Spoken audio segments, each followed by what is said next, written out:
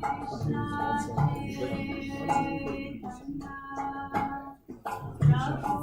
to be eating at midnight. That's what we should cross.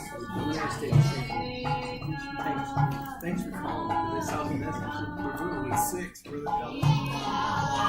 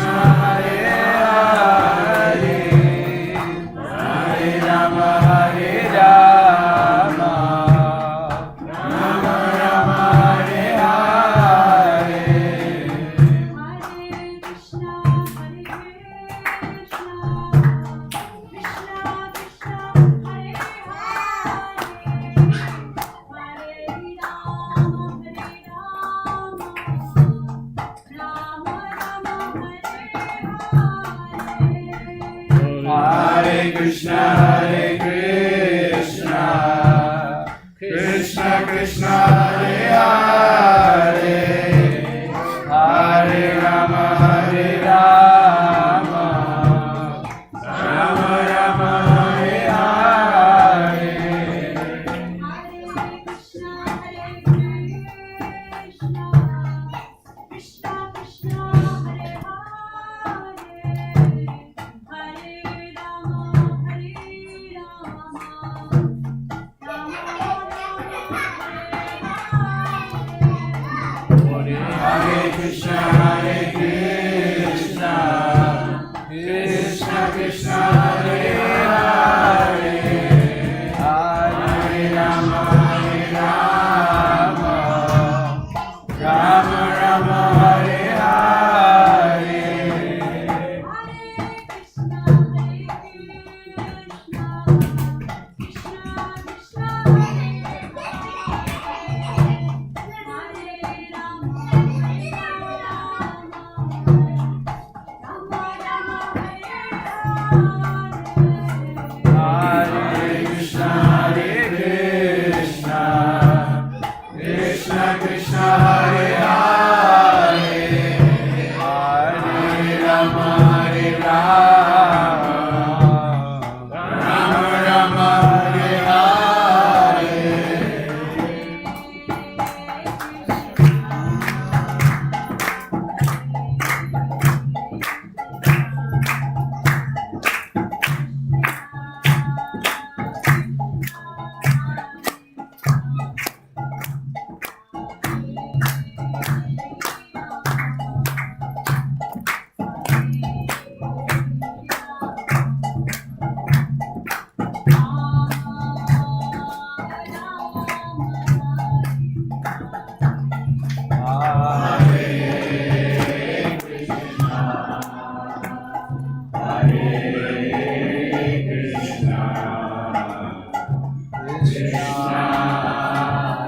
Krishna, Hare Hare,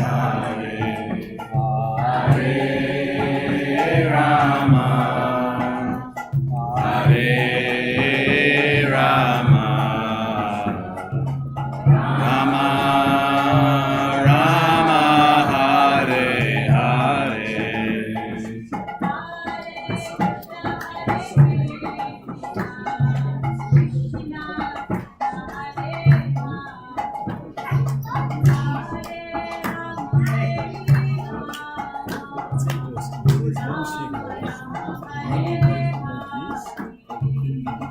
Hare Krishna, Hare Krishna, Krishna Krishna, Hare Hare, Hare Rama, Hare Rama, Rama Rama, Hare Hare.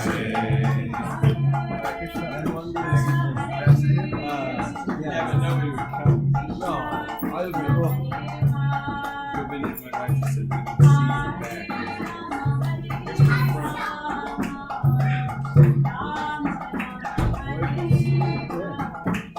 Hare Krishna, Hare Krishna, Krishna Krishna, Hare Hare, Hare Rama, Hare Rama, Rama Rama, Hare Hare. His wife said she sees him. Well, he was standing in front of the altar.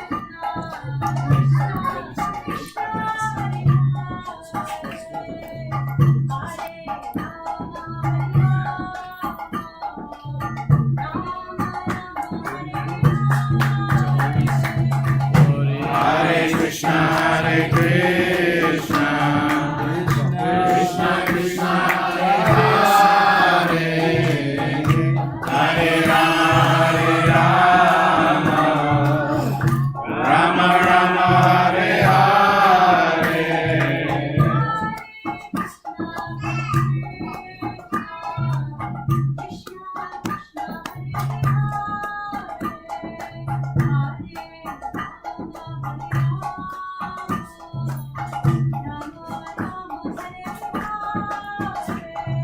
Hare Krishna, Hare Krishna, Krishna Krishna, Hare Hare, Hare Rama, Hare Rama, Rama Rama, Hare Hare.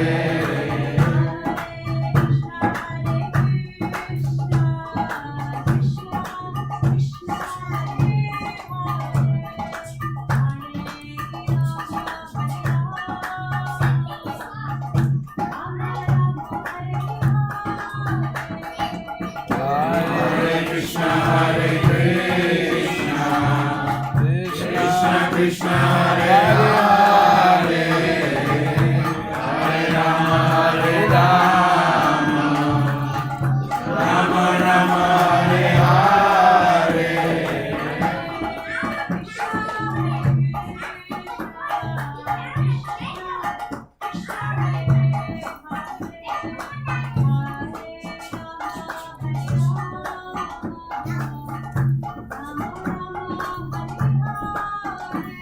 Hare Krishna, Hare Krishna, Krishna Krishna, Hare Hare, Hare Rama, Hare Rama, Rama Rama, Hare Hare.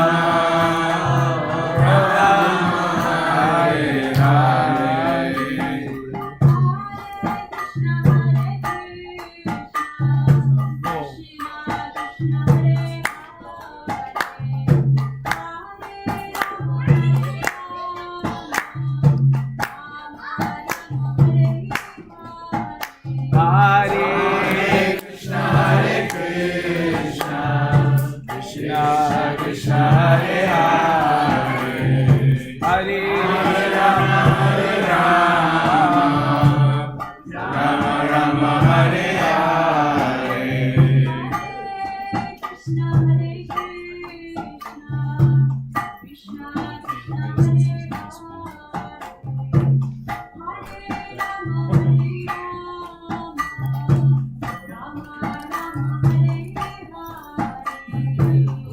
Hare Krishna, Hare Krishna, Krishna Krishna, Hare Hare, Hare Rama, Hare Rama, Hare Hare Bol.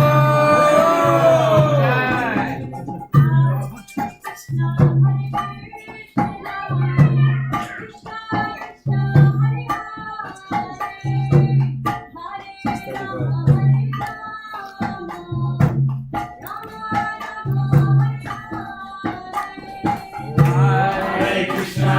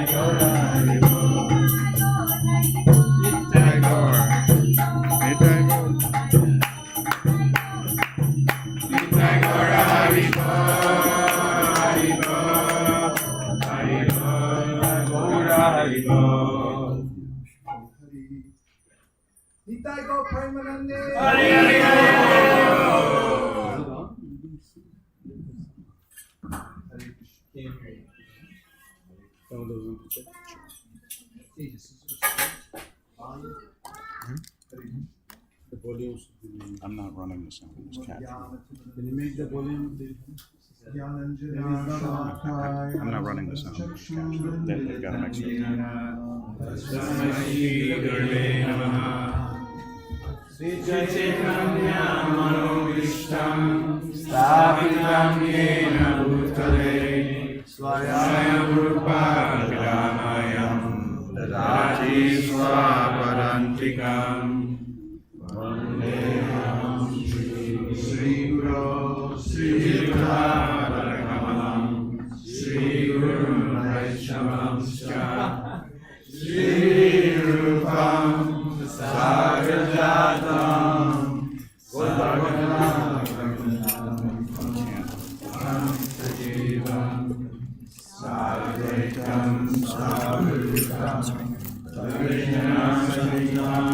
Krishna Chaitanya Devam Sri Radha Krishna Pada Sagana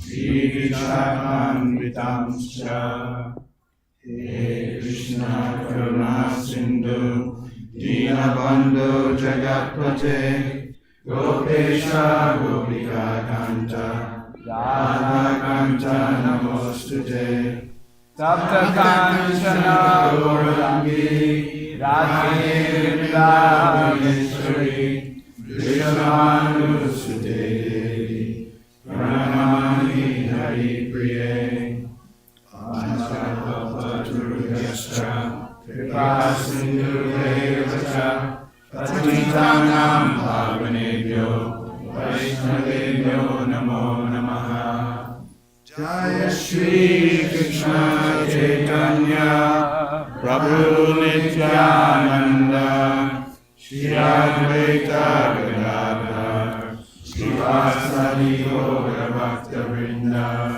Hare Krishna Krishna Krishna Krishna Hare Hare Hare Rama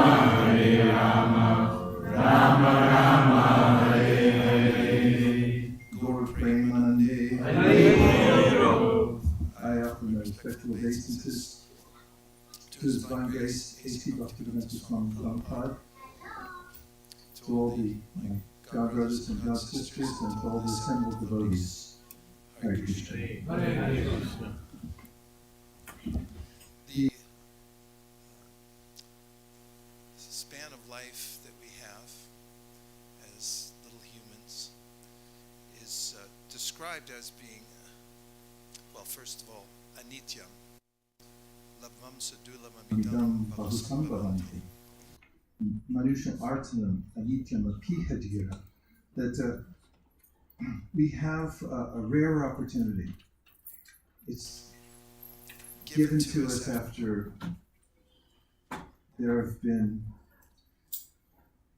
multiple detours, because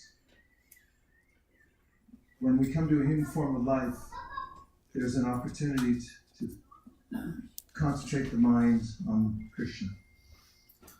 And before we have that facility, in other types of bodies, we are held to the task at hand, which is normally just finding out how to survive.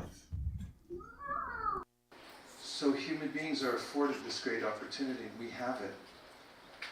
And within the short span of life that we have, and especially as mentioned in the Bhagavatam, that we get a short amount of time, especially in Kali Yuga. So thank you very much for taking advantage and giving your life to Krishna consciousness. It's the most responsible thing that you can do. And it's the best thing that you can do for the world also, is to become Krishna conscious. So it's a heartfelt opportunity that we have to be here. Sorry that we're late. I won't go into the details. But tonight, there are a few thoughts I had on the way over here that I thought might be practical. And the first is a phrase that I use frequently and I think about, and that is, "You are here." Have you ever seen that marker on a map somewhere? When you go to see where you want to go, you might see, for instance, at a mall or something, there's a little red dot and it says "You are here." Yeah. Only 3 people have seen that. Yes. I like to spell here instead of H-E-R-E, H-E-A-R. You are here. Can anybody tell me why you think I misspelled the word in that context? Yes, Prabhu. Is it like a twist on "you are what you eat, you are what you hear"? Yeah, thank you. What's your name? Achintya Swarup Das. Haribo. Powerhouse and smart. So, yes, that's it. You are what you eat, you are what you hear. You are here. And this is one of the most important instructions, and it's something that's adjustable. So, if you don't like what you're being subjected to in your life, anybody in that category? Are you being subjected to anything that you don't like? Yes. Yeah. Okay, 3-4 people only. If you don't like what you're being subjected to in life, in part or in whole, please raise your hand. Okay, then my advice is change the subject. Because this is our freedom as human beings. We can change the subject. We have that freedom, and that's the most important adjustment that we can make in our life, is to change the subject matter we're listening to. And with that, then there's a systemic change in our bodies, in our minds, in the kinds of facility that we get in the world. And this is described in, of course, the Srimad Bhagavatam. You can have Shrinvatam Swakata Krishna Punya Shravana Kirtana. That if you hear about Krishna and the topics describing Krishna and also his instructions, for instance, where would you go if you wanted to hear Krishna's instructions? Who said Bhagavad-Gita? 20 points. Bhagavad-Gita is directly Krishna speaking to Arjuna in a situation that we could probably relate to, and that is, it's an intractable situation. Seems like there's no good choice. Has anybody ever been in that situation? Where you had to make a choice and there was no good choice? It was bad and then worse, or worse and then terrible? Yes? Yes. So we can relate to the kind of situation that Arjuna's in, and Krishna speaks directly to him, and the instructions are available to everyone. So there's a way that we can hear the instructions that Krishna gives. And as a friend of mine once described, if we're playing chess with God, let's just say we were, then he would be a billion moves ahead of us. Vedaham samatitani vartamanani charjana vavishani chabhutani mam tu vedana kaschana. Krishna says in the Bhagavad-Gita that I know everything. Have you ever heard anybody say that? Yes. We were once going door to door, and this man in his bathrobe, it was about 11 o'clock in the morning, kind of late. Kind of early, I should say, for some people. And he came out and he saw that we were holding books, and he said, I know everything. I know everything. So I called all the other devotees to meet him. No, meet this guy, he knows everything. But as it turned out, they said, no, not like that. But Krishna is like that. He knows everything. Vedaham samatitani, he's in everyone's heart, and he knows what we're thinking. Trace our psychic movements, and he knows our history, he knows everything. And so Krishna also knows what's best for us. And not only that, he's all good, he's benevolent. Is that sounding, you feeling better? So we can listen to Krishna's instructions, they're for our good, and we can also hear about Krishna, because Krishna's activities are transcendental. As Bhagavad-Gita, Krishna says, if you have faith in, you understand, you become absorbed in my activities and the way I appear in the world, then you'll also be lifted up out of the material world. So there's a way in which there's a solution to the kinds of intractable situations and problems of the world which result from the mind being bound up and attracted to those things that aren't good for us. And so by hearing about Krishna, you can hear, well, you tell me, what are things that you can hear that are transcendental, 100% transcendental? Somebody make a suggestion. Yes, Prabhu? Books. Books like, make a suggestion of a book you like, a transcendental book you like to read. Chaitanya Charitamrita. So this is the pastimes of Sri Chaitanya Mahaprabhu. And there's also a summary of it in a book called Teachings of Lord Chaitanya. You can read that book. And you just hear about Sri Chaitanya Mahaprabhu, who's the Supreme Personality of Godhead, and all his activities are transcendental and they're very relatable. Any other book? Srimad Bhagavatam, who said that? Do you like to read Srimad Bhagavatam? Then you're the most fortunate person in the universe. I've found in reading Srimad Bhagavatam that it contains all of the psychological conditions a human being could be encumbered by.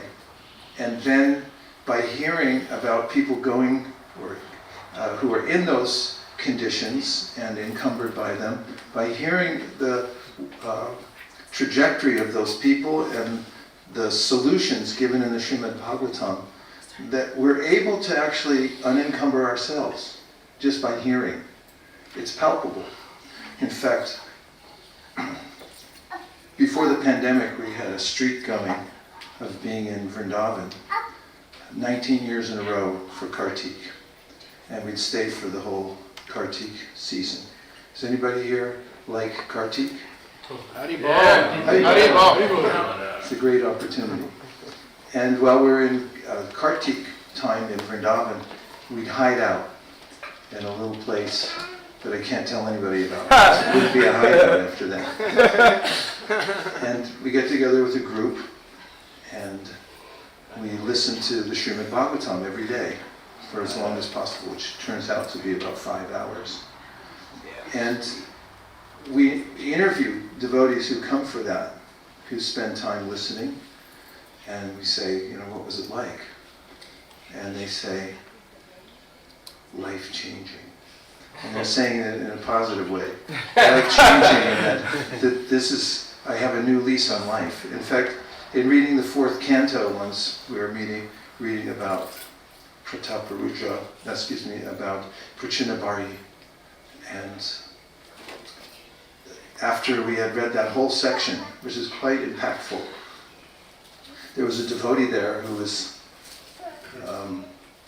in between classes, in between our reading sessions, he was talking to another devotee, and he said, "What was I thinking?" As if to say that, whatever mindset I had been in before, now I'm in a different mindset, and the mindset he had before was now incomprehensible to him. He had been unburdened by hearing the Srimad Bhagavatam, by going through that experience of just listening and hearing. Also, we may have a sense of what's called cognitive dissonance in our lives, a malaise. Does anybody know the definitions of these two words? Cognitive dissonance, yes, please. It's when you defeat yourself. It's like totally like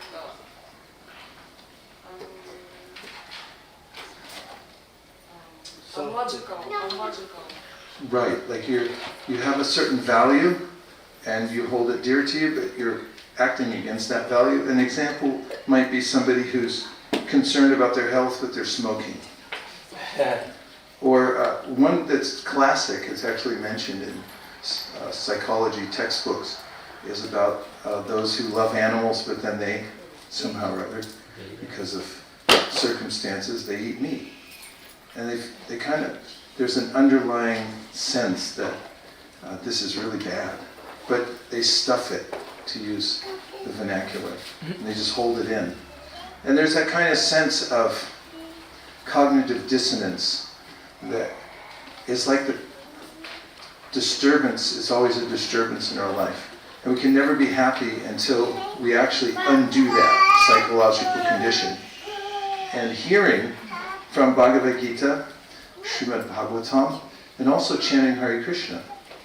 Just by taking time to repeat the mantra, Hare Krishna, Hare Krishna, Krishna Krishna, Hare Hare Rama, Rama Rama, Hare Hare. In the Bhagavad-Gita, Krishna describes how if you just take to the practice of devotional service, try to find the most direct process you can, the most recommended process, and it happens to be chanting Hare Krishna. And in the Gita, he gives us a description of how you can rise above the three modes of material nature. He says, Mam chayo vyabhicharena bhakti yogena sevate sagunan samaditaitan rama bhuyaya kalpate. That by performing devotional service continuously, that means at least every day, don't skip. Just get on a streak and stay on it. And gradually, you'll start to rise above the three modes of material nature, and you'll see it for yourself, which is really important, to experience the freedom that one gets from chanting. And we can develop faith that, yes, there's something powerful in this that is affecting me. Once at the San Francisco Ratha Yatra, which is in the middle of summer, and which happens to be oftentimes the coldest day of the year. Because in San Francisco, in Golden Gate Park, and that's where Prabhupada used to go for the Ratha Yatra, the heat in the valley nearby pulls in the cold air from the ocean. You get fog and wind. And I was assigned some service at the Ratha Yatra, helping set up book tables, and I was moving around the meadow from one book table to the next, making sure that all was going well. And I didn't wear a hat. And the reason I didn't wear a hat was because it was foggy. Quite a bit of cloud cover on that day. And the next day I was surprised to see that I was sunburned. And I thought, how could that be? And then I looked up online about ultraviolet rays. The UV rays come through the clouds. And you may not see them. I didn't see them. I didn't know they were there, but the effect was there. So there's that effect also, which is described Namabhasa, for chanting Hare Krishna. I may think that, well, this isn't doing anything, my life's too clouded. I'm not that focused when I chant, because I'm not advocating to be inattentive while chanting, but I'm just saying that it may feel hard to chant and focus and concentrate sometimes. Sometimes, right? Yeah. All the time. However, the benefit is still coming through the clouds. Those rays come through, and the benefit is there. So the Shastra says, Nama paradi yuktanam naman yeva paramtyagam avishrani pariktani nam yevarta karani cha. That even if you feel like you're not doing it perfectly, the remedy is to keep doing it and do it. I'll tell you how much you should do it. A lot. How much should you chant? A lot. Yeah. And that's how you can change your life. The rays will come through, and you'll start to notice that I'm becoming transformed. Actually, my perspective is broadening.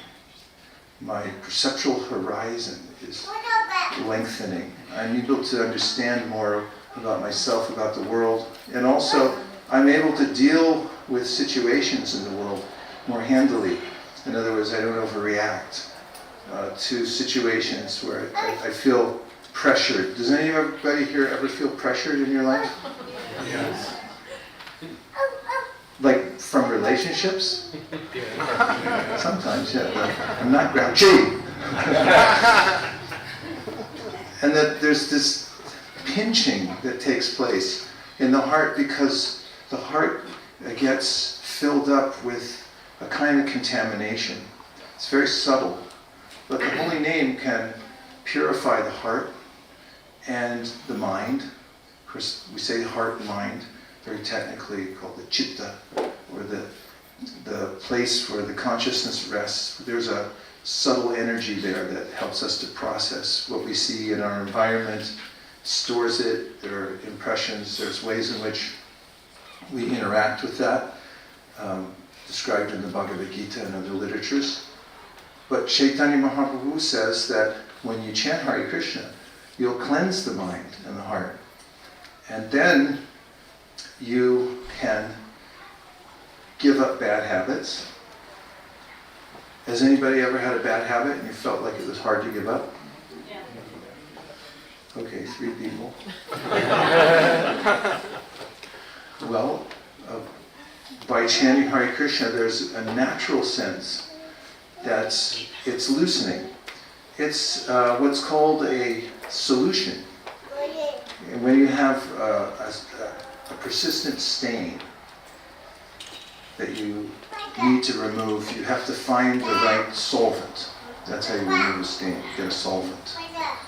And when you apply the solvent, then it releases the grip that that stain has on the fabric of your shirt, whatever cloth it is, and then it goes away.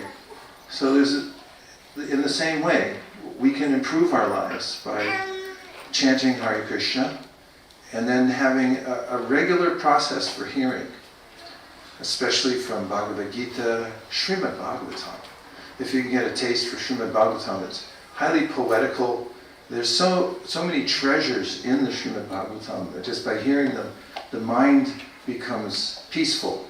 Actually first astounded, and then the mind feels some shelter from the nonsense of the world. There's a lot of nonsense, isn't there? Oh, yeah. There's so many things you can hear that you think, that's really nonsense. So then the next thought is like, why am I listening to it? It's beneath the dignity of the soul, actually. to interact with a lot of the sound vibrations of the material world. And we feel it, and that's the cognitive dissonance aspects. Like, I'm a soul, I shouldn't be hanging out with these people. I shouldn't be listening to the sound vibration. It's ridiculous, actually.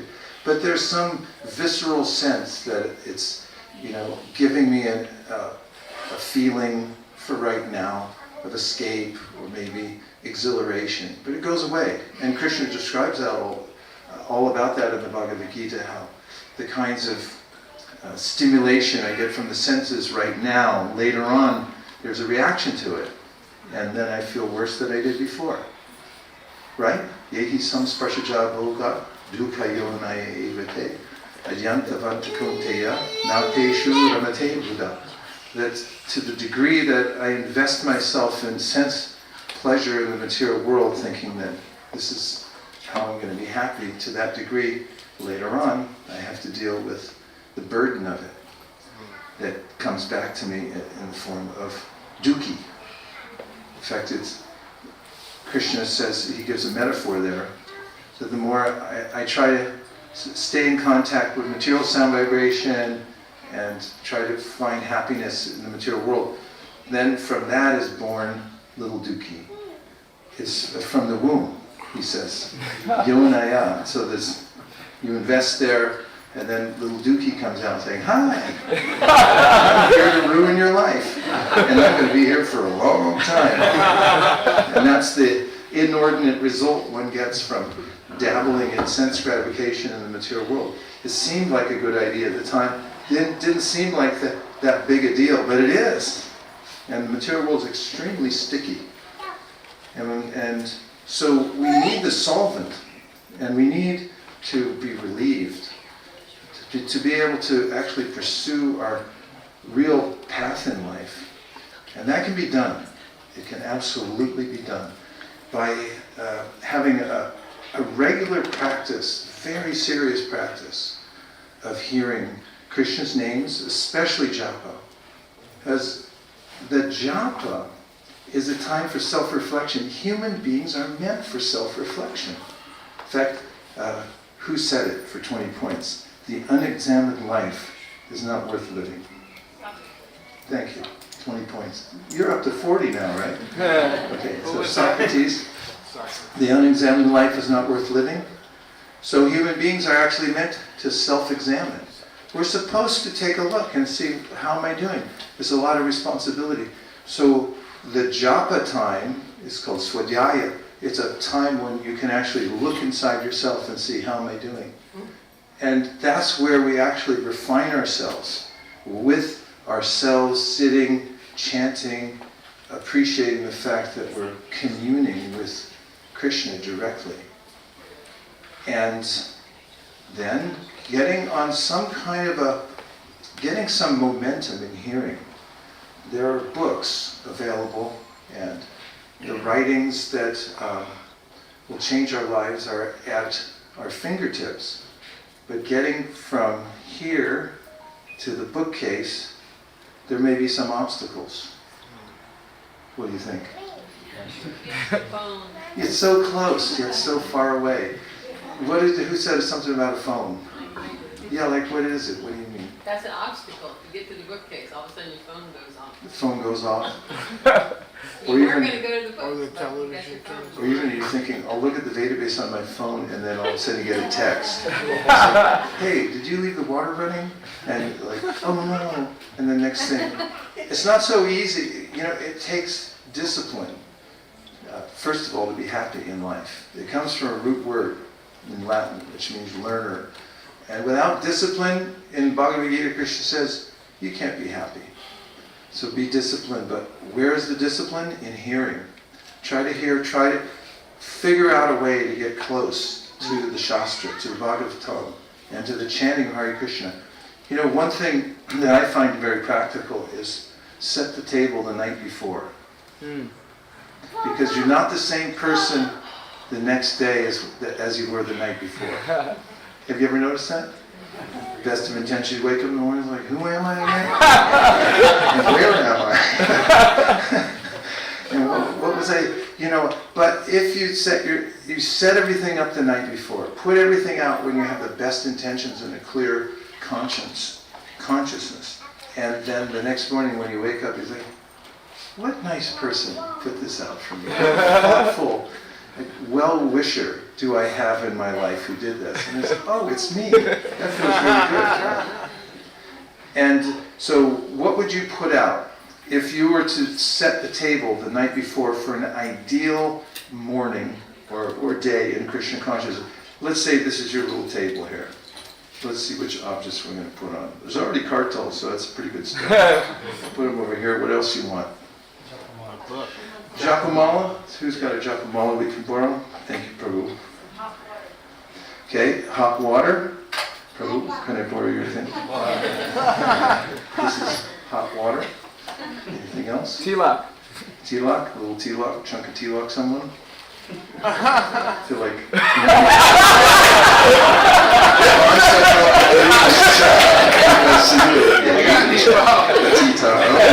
See, we're not doing too bad right now. We got tilak, water, bead bag. What else do you want?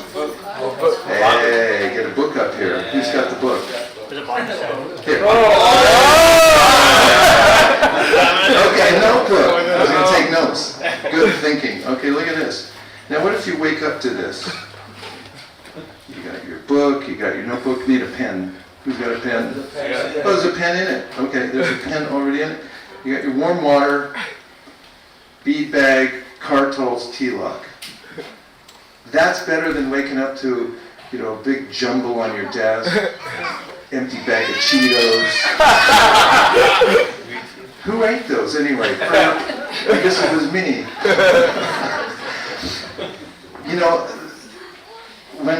When we deliberately try to help ourselves, then Krishna helps us. Prabhupada once said, God helps those who help themselves. And then he said, helping oneself means putting yourself in front of transcendental sound vibration. I think of that often when I feel, how can I, overcome an obstacle or overcome feeling down, and just put yourself in front of transcendental sound vibration. But it's not so easy, because when you're feeling down, then you might think I'll just eat a bag of Cheetos. And therefore, you have to baby-proof your life. Anybody here have a baby? Is anybody here a baby? Okay. If you have a baby, do you baby-proof your house a little bit? Home? What kind of things would you arrange? Gates.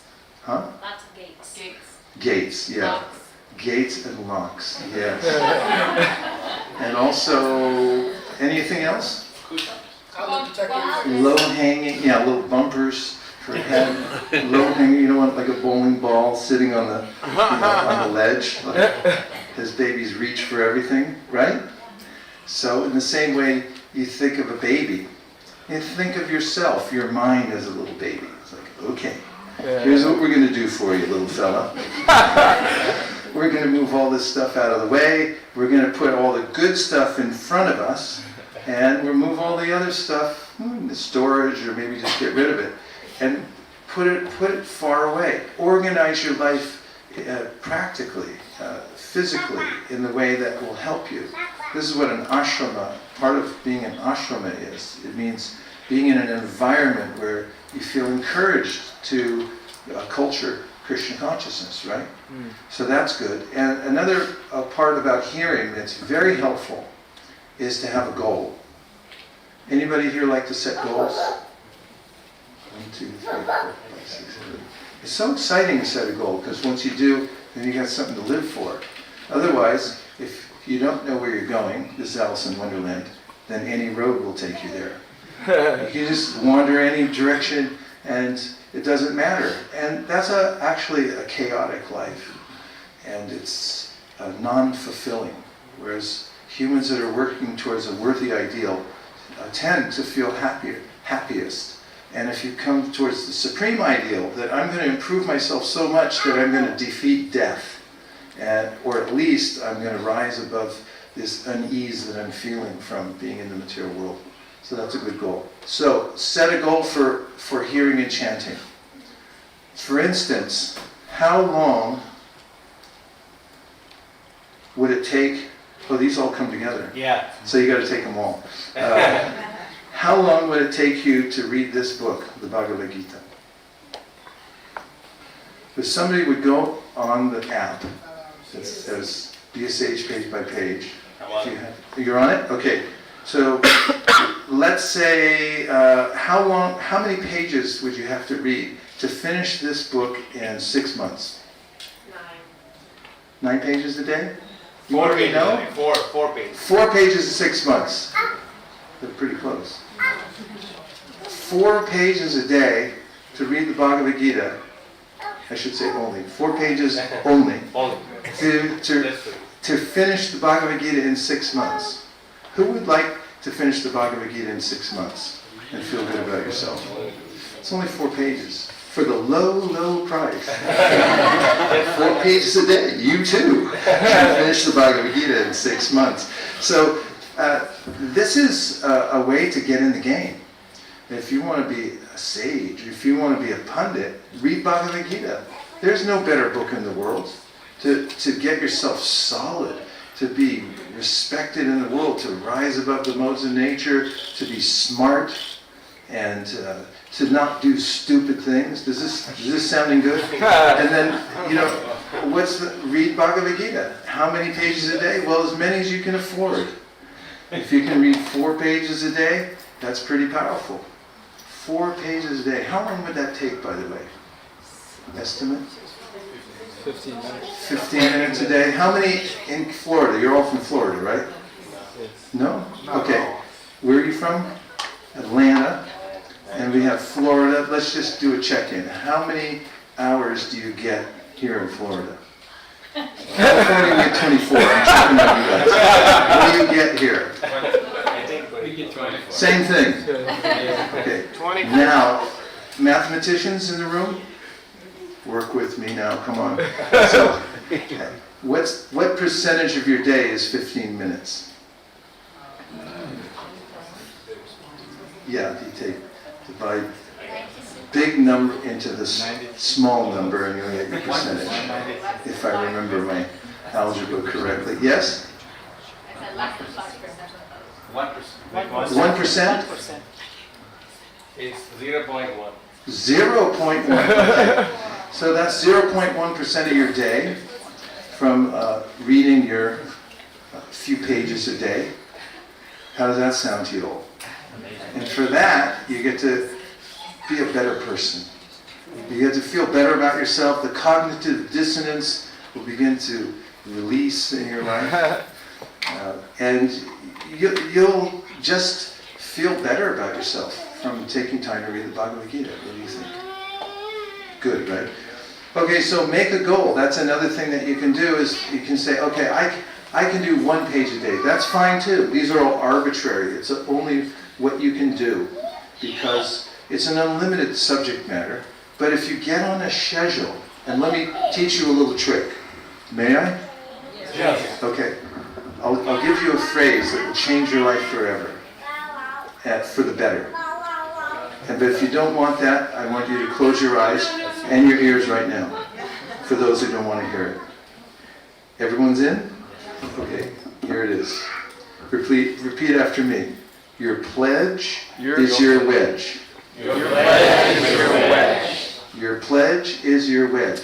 Your pledge is your wedge. So when you make a pledge to read a certain number of Bhagavad Gita pages every day, as an example, then you've created a wedge. So what's a wedge? It's one of the most useful tools in human history. A knife is a wedge, right? Yes, it's got a thin end and a thicker end. And the thinner the end on the knife, the better it is.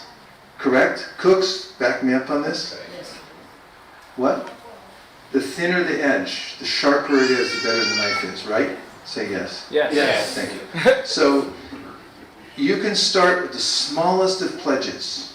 That I'm going to do a page of Bhagavad Gita. I'll do 1 word in the Bhagavad Gita. In fact, the Gita Mahatmya says, okay, do half a verse. You're still going to get a benediction from reading half a verse. So that's your pledge, and then you say, I'll do it every day. for 30 days, 60 days, a year. Pick a time. You can even put it on Facebook. Here I am doing it.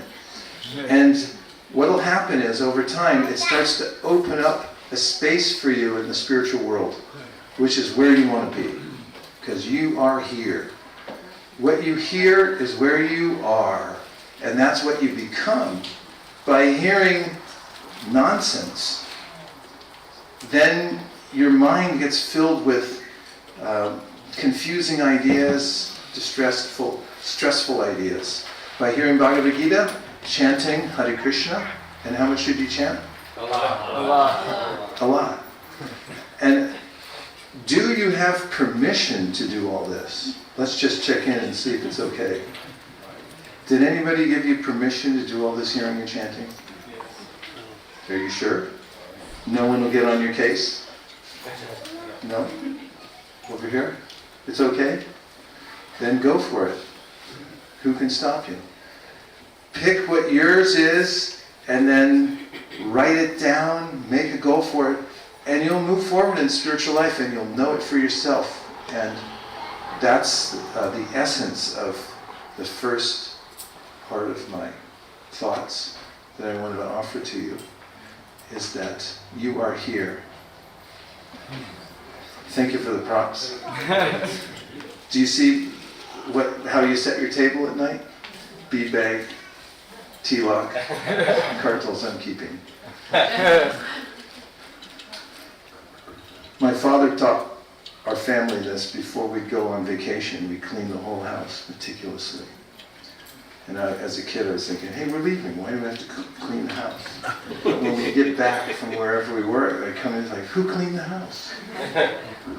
And so similarly, if we take the trouble to prepare ourselves for hearing and chanting, put your desk in order, put your room in order, put everything in order so you can do it, then you'll help yourself, and then you can make advancement in spiritual life and make a goal to read every day. By the way, Be a Sage Page by Page, it's a free app, and it's on Android and iOS. And all you have to do is go on there and you can look and see all of Prabhupada's books, and you'll see that you can choose a time period. You want to, how much time do you have? I can do 4 pages, I can do 41 pages. If you're getting near retirement age and you'd like to change your life, you could choose to do 41 pages a day. Before I go to the next topic, I should check in and see how everyone's feeling. Are you all okay? Do you need to stand up for a minute to decompress? Let's do it. Let's stand up. Everyone stand and put your hands together like this and stretch into the air and say Gauranga.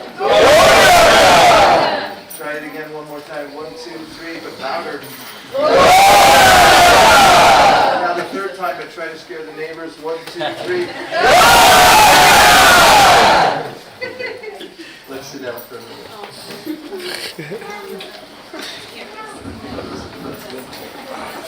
Yeah. Okay, well, let's just check in and see if you have any reflections. A reflection means anything you heard that caught your attention, that you thought, well, maybe I could use that. You found it useful. And questions are related to what we're talking about mostly, and then you think that it'll help deepen the conversation. Yes? Well, everything is good except the forgetfulness. Everything is good except for the forgetfulness. So we forget. So we decide today, it goes for a month, 2 months, 3 months, and then we forget. A month, 2 months, and then 3 months, and then you forget. You forget to do the practice. Yeah, so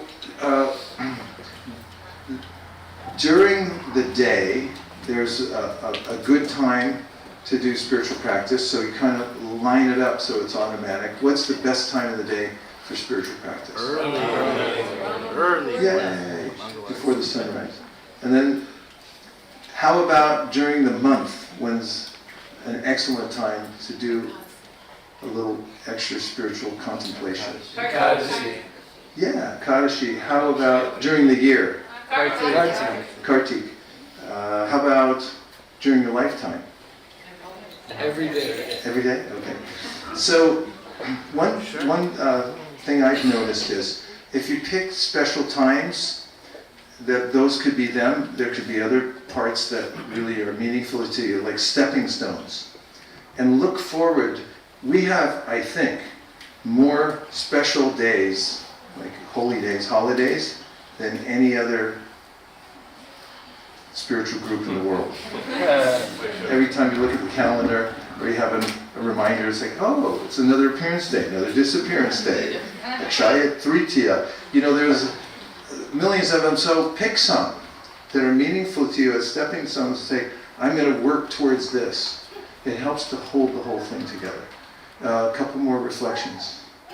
Mara. It says, Jadrishi Jadrishi Bhavana Jesha Siddhi Bhavati Tadrishi. You are a product of your own decision. So if you want to be spiritualized and go back home, then you make the decision and you will see the result manifest. Yes. We get in touch with that, especially in human form of life, if we're a little thoughtful that there's consequences to our actions, and if we can make an internal decision that I really want to do this, then we can make advancement. In fact, that's the main driving force to make advancement in anything, but especially in spiritual life. We have to have an eagerness for it. At Weight Watchers, there's a big sign across the front of the room. You know what it says? Watch your weight. No. It says, that would be too obvious. It goes more to the root, and it says, you gotta wanna. You gotta wanna. Means, like, it has to come from you. You have to want to do this, otherwise nobody can really make you do anything as a human. You can try, but prove. And then the Kashipra. I was thinking about how you're saying we should put ourselves on the transcendental sound. Yes, how we said, put yourself in front of transcendental sound. Prabhupada, you were quoting Srila Prabhupada. Yes. And then, in 1-32, Srila Prabhupada says that the Lord can be realized through the aural reception of the transcendental message, and that is the only way to experience the transcendental subject matter. As fire is kindled from wood by another fire, the divine consciousness of a man can similarly be kindled by another divine grace. His divine grace, a spiritual master, can kindle the fire from the wood-like living entity by imparting proper spiritual message injected through the receptive ear. It's poetical. It's beautiful. And so it's described in many places to be medicinal. It goes in and then it cures all ills. And it's the only omnibus solution. It solves all problems from the root. So it's a good idea. Oh, Akadashibra, where are you? And I was thinking in answer to Prabhu's question about, if you forget or you fall off, that also reading with friends. Read with friends. Start a group, and that's one of the reasons that association is the key element to advancing in devotional service. Getting association, keeping in association, because essentially whomever you're associating with will be producing some sound vibration. And that's what affects us the most, the kind of sound that's coming from those with whom we associate. That's what determines our consciousness. So if you can deliberately associate with those, try to team up with people that are high-minded and have a high level of spiritual sound vibration, then you get pulled along and it helps you from falling away from Krishna consciousness. Yeah, so I really appreciated the point about the UV ray analogy. Yeah, the UV ray analogy. Yeah, how we can feel discouraged sometimes that our life seems so clouded. We can feel discouraged sometimes that our life feels so clouded. But through chanting this repeatedly, it comes through those clouds. But by chanting repeatedly, the rays come through the clouds and will have their effect on our lives. How much more so if we purposefully do it, if we're very careful and we apply our attention. And it takes practice. It's not that anyone can just chant japa immediately and feel that, oh, I don't want to get up now. Because the mind becomes conditioned in various ways. For instance, one of the ways it becomes conditioned is to distraction. I feel that if I'm being distracted in some way, then I'm happy. And there's a taste to be acquired by sitting tight for what seems like longer and longer periods of time, and chanting until one becomes one-minded and connected to the vibration of the holy name going on and on. And then transformation starts to take place in one's life. Especially then. Okay. One or two other reflections? Divyanga Prabhu, the tide? We got a lot of time. I don't know. Tejas. I can make the other points very brief. I have a couple more points to cover. Yes? Oh, in the beginning, your talk, you mentioned how practicing chanting and reading gives you a spiritual strength so that you have a perspective and then you can deal with stress easier. Yes. And I was experiencing that today, and it was really nice for a moment. And I was wondering, could you describe what is the mechanism of that? What's Krishna's mechanism that we get this like power to have stress bounce off of us a little bit? First of all, the declaration of the Bhagavatam, I quoted this twice this morning in the Srimad Bhagavatam class. Vasudeva Bhagavati Bhakti Yoga Priyojita Janaya Yashuvairagyam Jnanam Shayada Haitika. That when you perform devotional service to Krishna, then there are concomitants. There are things that come automatically from that practice. One of them is that you get a sense of knowledge. And that sense of knowledge begins with seeing that the body's a biomechanical robot. I'm just riding around in it now, and other bodies are also like that as well. There's a soul inside. There's a vision. Vidya vinaya sampanne brahmane gali hastini shunichaiva shripakecha pandita samadarshina. I become wise by seeing that actually the material interactions we have body to body are superfluous. It doesn't really concern me ultimately. This is a very deep kind of vision that comes naturally. And then there's a sense of detachment. So what is it? Technically, there's a way Krishna describes in the 3rd chapter of the Bhagavad-Gita that our nemesis is the mode of passion, rajas. The lower modes of nature have an influence on us. There are powers in the universe that when we interact with them, that was an awkward sentence, but that when we interact with lower energies of this world, there is a predictable result.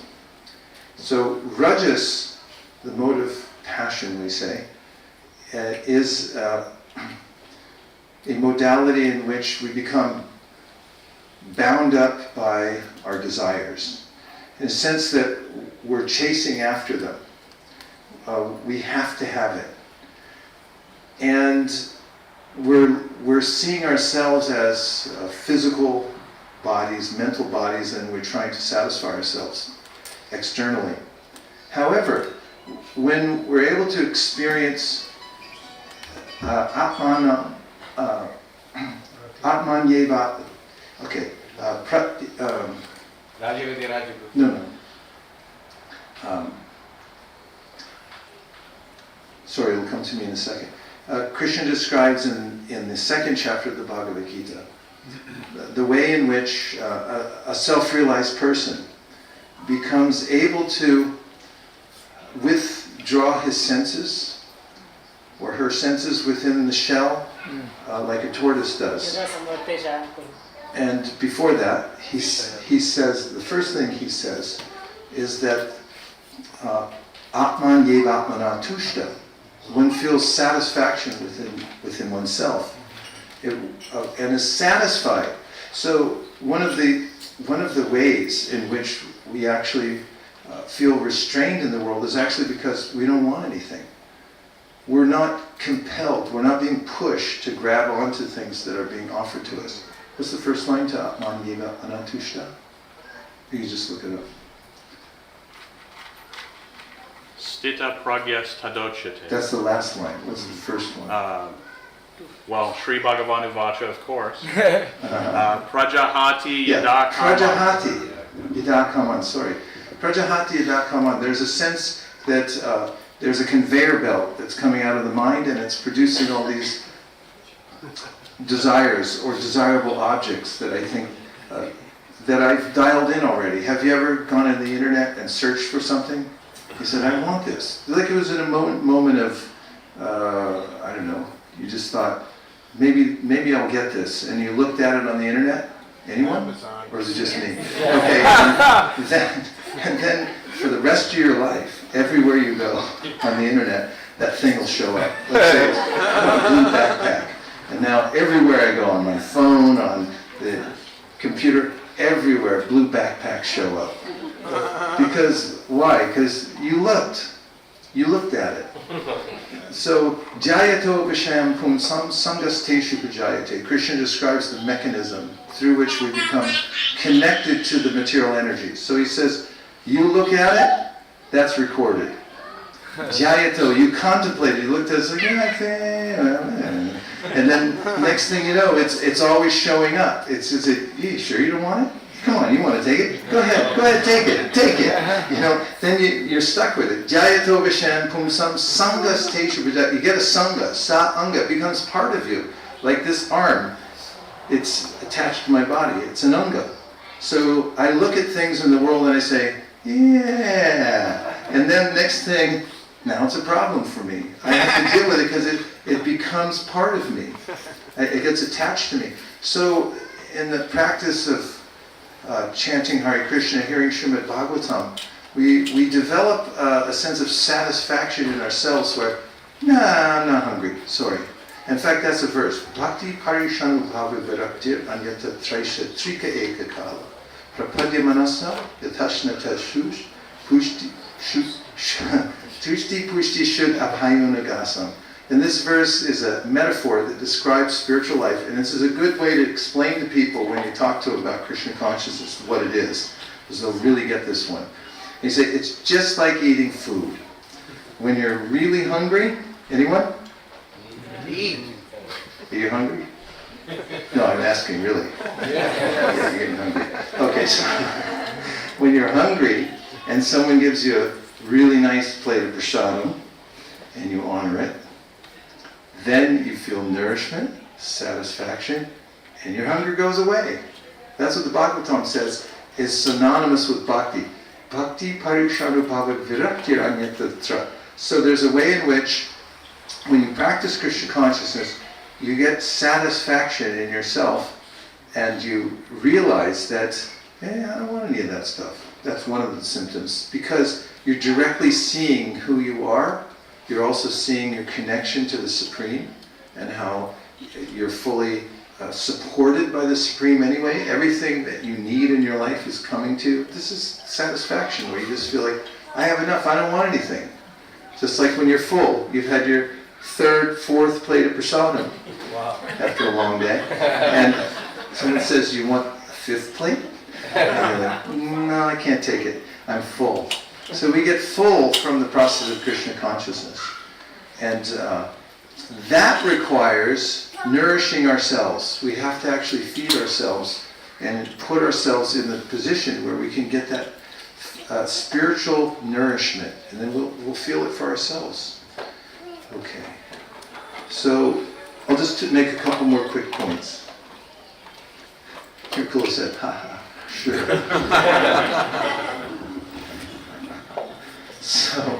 So this is another transformational process that I'm about to speak about, that is offered to us as a way to pretty much instantly change our trajectory in life and the way we see the world. We'll see it in a better way, we'll feel happier, and we'll also be well adjusted. Does that sound good? Are those enticements enough? Okay, here's how you do it.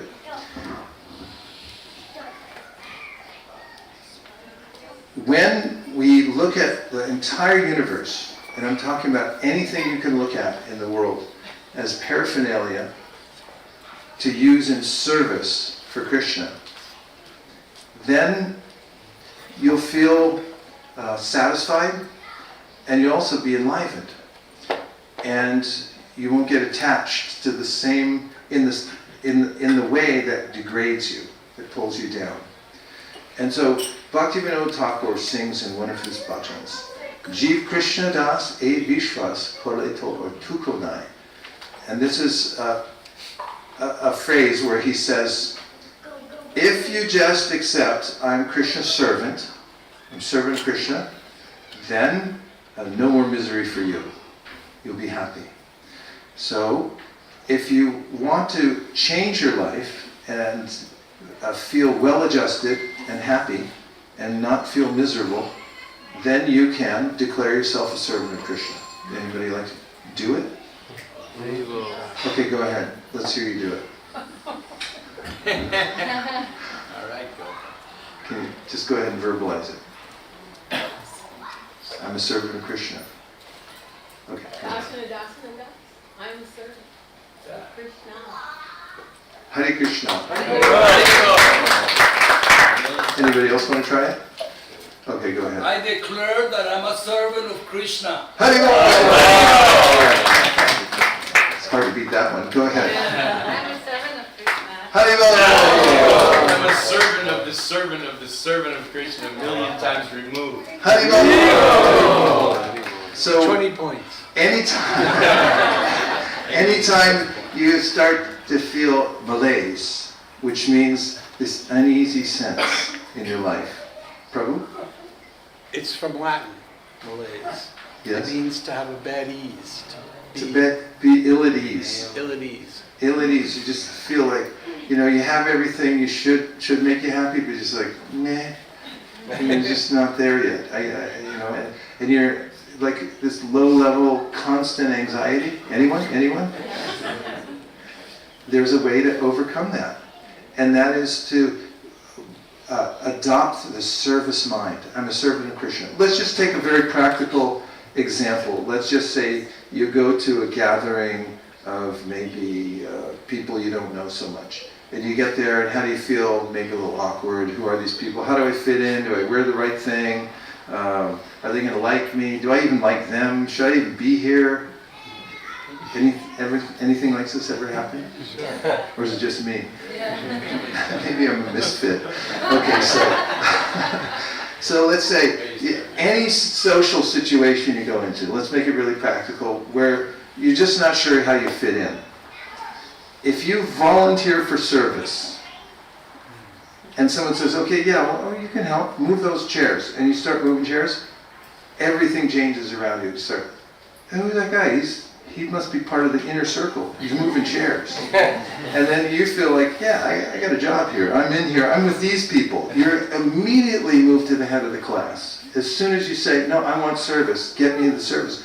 So those who know this trick, that's what they do. They always hang on to the service. You'll find those who are advanced in consciousness. They're always looking like, how can I be of service? They don't want to be without it for a second because they know that's how you get into the inner circle.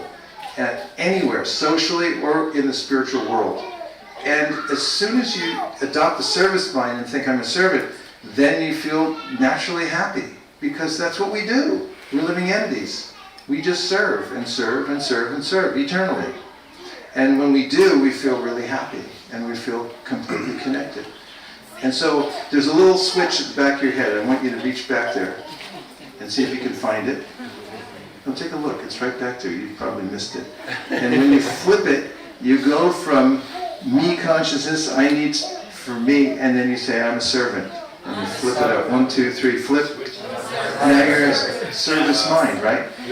How do you feel? Better?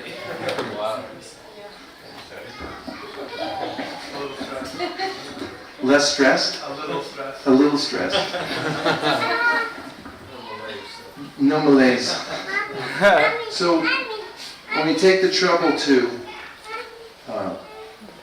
realize what our constitutional nature is, then it changes immediately, because we're tatastha.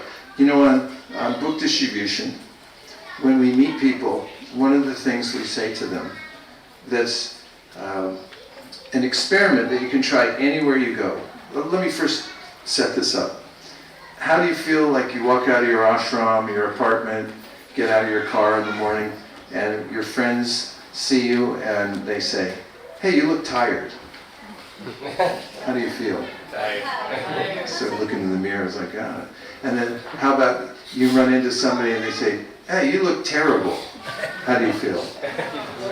Terrible. Right, so when we're on book distribution, we say to people, you look spiritual. And suddenly they brighten up. I see their countenance changes. They start, there's a way in which they achieve instant self-realization. Because they're actually souls. They're servants of Krishna, and they just forgot. That's the way everybody is. So if you say, you look spiritual, and they go like, ding, ding, ding, ding, ding, and all of a sudden they go, hey, wait a minute, I am spiritual. And their minds open. We're not that far away, actually. We're really close. Tarejati, tadnaijati, tadre, tadvantike, taramtarasya sarvasya, tanusarvasya sivayata. Krishna's really close. He's so close that the Shastra says when you go into deep sleep, you're actually near the super soul. That's how you get refreshed. When you wake back up again, it's like, yeah, I felt a little something. It's in the Tattva-sandarbha, in the commentary. So we're close to Krishna, but we're separated by consciousness. That's it. And the way to get back connected to Krishna is to just say, I'm going to be a servant. Enough of this trying to be the master and trying to control everything. I'll just be the servant. And I'll give you one more example that'll make you feel good about life. You ready? Yeah. The bank teller. Bank tellers just count money. They get money, they count it, they put it in the till, they give some out to people in an authorized way. It's all recorded, right? Happy life. Give, take, no attachment. But the day our bank teller takes $1 off the top and puts it in his pocket, how does he feel? He feels really bad because he just got fired. You can't take $1 off the top. Even a penny you can't take. You'll get fired. So in the same way, we're moving around a world in which we're guests. And we have the right, says the Shushapanishad, tena tyaktena punjita, to take those things which are set aside as our quota. But other things, then we use them as paraphernalia in service. You can't just push them aside. That won't work. And you can't try to enjoy them or you'd be locked up in the material world forever. But if you engage them in service and you think, how can I use this in service? Like, name a few things that you have that are big investments that you'd like to use in service. A car. A car. Yeah, a car is a big investment nowadays. So if you get a car, and the idea behind a car is that it's going to make me look good. That's why the car companies do advertisements where people are riding around and they're like, wow, what if I had one of those? How would people look at me? So this is the idea that I'm enjoying the material nature. And then when you get the car, how do you feel? Let's ask Dil. He got a new car when we lived in St. Louis and parked it behind the temple. And the next day, I was looking out from the ashram window and I called him up and I said, hey, Dil, your car is gone. Oh my God! There's just a pile of glass there. Broke the window and took his new car. Oh my God! What happens is when you get anything in the material world and you say, this is mine, then you're in anxiety. Is somebody going to scratch it? Is going to, this is wearing out already. It's not new enough anymore. It's constant anxiety. But if you're the servant, then you're the bank teller. Who cares if 1 million or 10 million comes in? You just count it and you do your job. And that's how we stay out of trouble in the material world. Not just stay out of trouble, how we thrive, how we move to the inside. We become insiders when we say, I'm servant. Rules of service. I'm going to serve. And if you jump to that consciousness, if you develop that attitude always, then you can be above the fray of the material world and always satisfied. What do you think? What is your opinion? Mine? Yeah. Makes sense. It does. It's a simple formula, but it makes a lot of sense, right? We're looking for simple ways to transform our life so that we can be aligned with Krishna and be happy, right? Okay, just a couple of quick reflections. Yes? Maharaj, what about, how can we do, have the attitude of service, but at the same time, not getting, touched by pratishta? How we can have the attitude of service but not get touched by pratishta means that I become proud of the service. Is that what you mean? Well, it takes a little bit of introspection, and also it's helpful if you have association with those who are willing to point out your faults. Do you have anybody like that? Yeah. That's good. Because if you ever get in a situation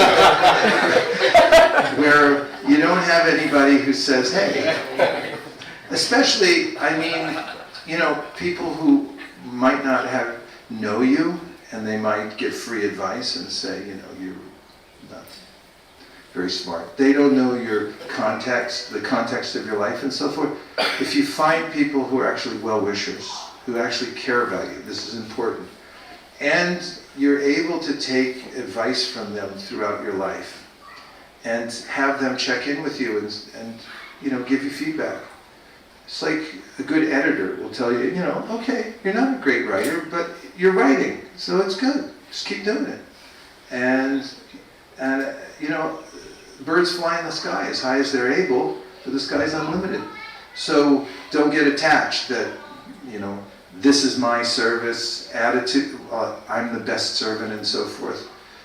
Always be humble. There's a story in the Sri Bhakti-Siddhanta Vaibhav about a devotee in the Gaudiya Math who became very successful in building a community that was thriving, and some of the other members of the Math, or the organization in general, developed a sense that, well, this person's just external, and maybe it's just kind of smoke and mirrors. They're developing this project, and they're really attached, actually.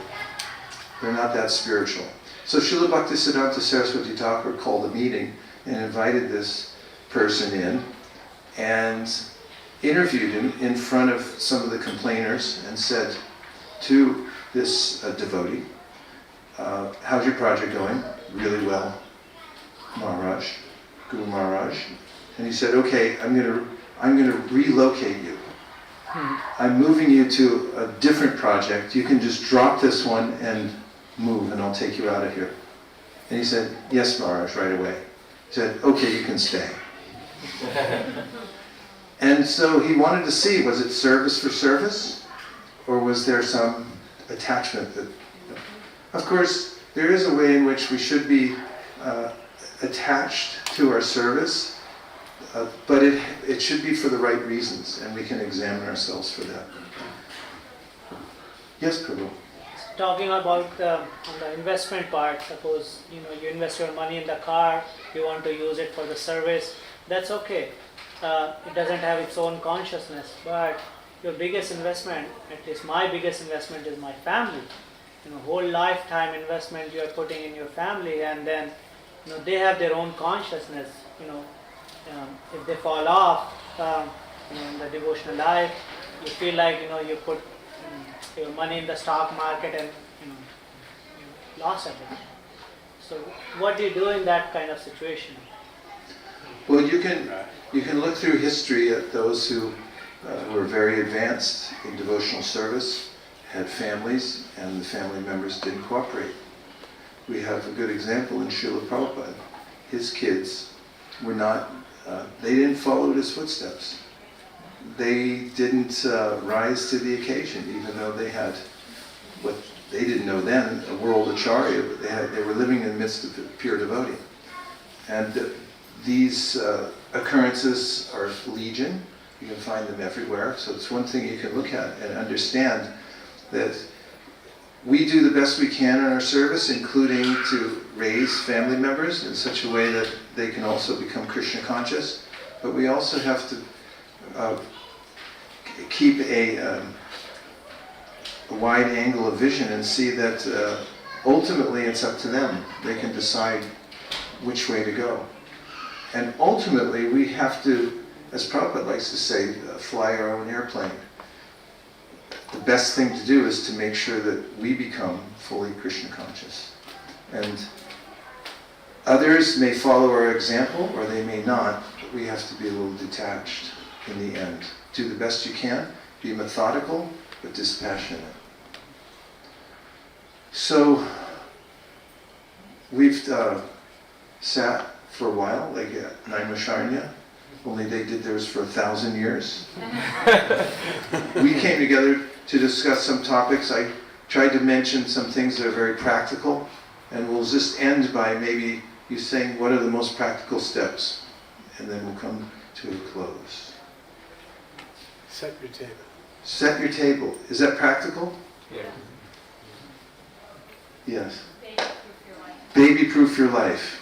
Is that practical? Yes. Yeah. Move stuff to, at least move it to another room. So you have to think about it twice before you grab onto it. You know, put things out of reach. When you're in the right state of mind, then do it. And then when your other self shows up and says, "Where's the Cheetos?" It's like, they're locked in a box at the bottom of the garage. And then like, maybe I'll get them later. Put it off until another lifetime. Yes? One thing I've heard in your classes before, you would say, where attention goes, energy flows. That's right, and that was the third thing I was going to talk about, but I won't because we're out of time. But this is a practical way to notice how we're doing in our life and to know where we're going to go is to realize that where we're putting our attention is where we're going to go. So I'm fond of this phrase, where attention goes, energy flows. Wherever we put our attention, we can know that we're going to end up in that thing. So make sure that's where you want to go and where you're putting your attention. In fact, our main asset, or I go out on a limb and say our only asset that we have control over is our attention. Right now, you can decide to place your attention somewhere else, or you can invest it right here. And at every moment we have that opportunity, and we can get better and better at investing our attention in what's most important. It's like a muscle. When we develop it over time and putting our attention where we get the best ROA, return on attention, then we'll start to see that there's causality in my life, and I'm the one causing it because of where I'm placing my attention. 4 more, and then we're finished. Can I just ask a question? Yeah, let me just take these last 4. Yes, go ahead. To use the switch in the back of the head that says, Yes, did you find it? Yeah. I mean, it's there. To use that. Oh, you like that, the switch on the back of the head. I use it for Sankirtan, for book distribution. Anybody here want to go out on Sankirtan right now? 1, 2, 3, 4, 5.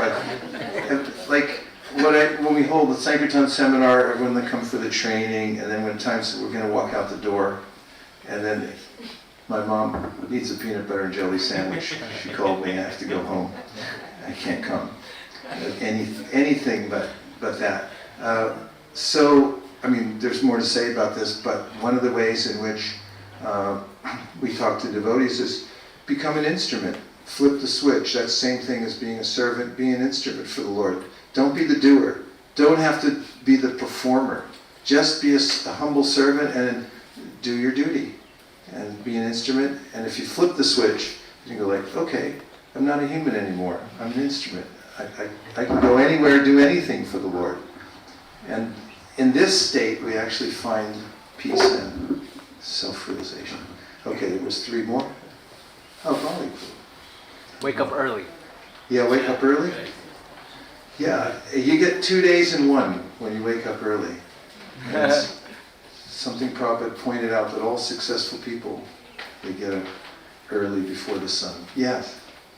I was thinking, when you were talking about attachment, that the best things to do, or if we become attached and we get comfortable, is to do something that's completely uncomfortable, because that helps you jumpstart the most growth. So if you were going to go book distribution, you're not used to doing it. You're never going to actually learn, right? You got to actually approach the person, talk to them, and kind of push yourself into that uncomfortable place. Yeah. If we can learn to be uncomfortable when we're in our comfort zone, and comfortable when we're in our discomfort zone, then it's helpful. All advancement takes place closer to the edge, where you're pushing yourself a little further. Otherwise, life becomes really predictable. Well, it's actually predictable in that we'll degrade and be unhappy. But if we can push ourselves towards the edge a little more, it's more exciting, isn't it? To be in edgy situations? Yeah. Yes? Yeah. Yes, Prabhu? Prabhupada said that if you read 1 hour during the Brahma Muhurta, it's like reading 5 hours. If you read 1 hour during Brahma Muhurta, it's like reading 5 hours the rest of the day. It's in a lecture. That's practical. Prabhu, yes? You were going to say? Yes, it's setting a goal for reading and chanting. Set a goal for reading the Chant. Who can stop you? Get a pen and a piece of paper. In fact, do this for your whole life. You know, the reason that Europe became emancipated and then the United States, it followed in the footsteps of those who wrote the Magna Carta, and they said, let's write our own document. It's the Constitution of the United States. It's still hanging on the wall. Same original document that's there in the Library of Congress in Washington, D.C. If you go down there, you can look at it. It's like, how did this whole country hang together, kind of, for the last 250 years? And it's because they have a document. They wrote it down. So here's what you can do. Get yourself a legal pad. It's a little extra space on it. And get a pen. I recommend Bic. No, just kidding. Get yourself a pen and sit down with yourself and say, what do I want? What's my purpose in life? What are my main priorities? What are my goals? You write that down and decide for yourself which way you're going, because you're a self-determining person. Now you've come to the human form of life, you can go any direction you want to go. Krishna says in the Bhagavad-Gita, Yanti deva vrata deva, pitran yanti pratirvrata, bhutani yanti bhutecha, yanti mam yajino pimam, which basically means, hey, you can go wherever you want. You're free to fly about the universe or go beyond it if you like. It's up to you now. So how do you do that? Decide what you want, write it down, and make your goal for spiritual life. Start with the smallest little thing that you think you can handle, and just get on a streak. And you'll notice it for yourself that I'm different. And all your friends say, what happened to you? And they're like, what happened to you? And then keep doing it and put together a lifetime, and you'll be happy, and you'll go back home, back to Godhead. Gaur Premanande Hari. Thank you very much, everyone, for using your lives to become exalted personalities by taking up this rarefied process of Krishna consciousness, the essential teachings of the most advanced souls who ever came into this universe or who are teaching us from beyond the universe, and take it and use it for yourself so that you can give it to as many other people as possible and make the world a better place. What do you think? Okay. Hare Krishna. Pardon me? You did it again. 8 o'clock. 6 o'clock management guru. I need to take classes to manage the clock. Gaur Premanande Nitai Gaura Hari Bo Hari Bo Hari Bo Nitai Gaura Hari Bo Nitai Gaura Hari Bo Hari Bo Nitai Gaura Hari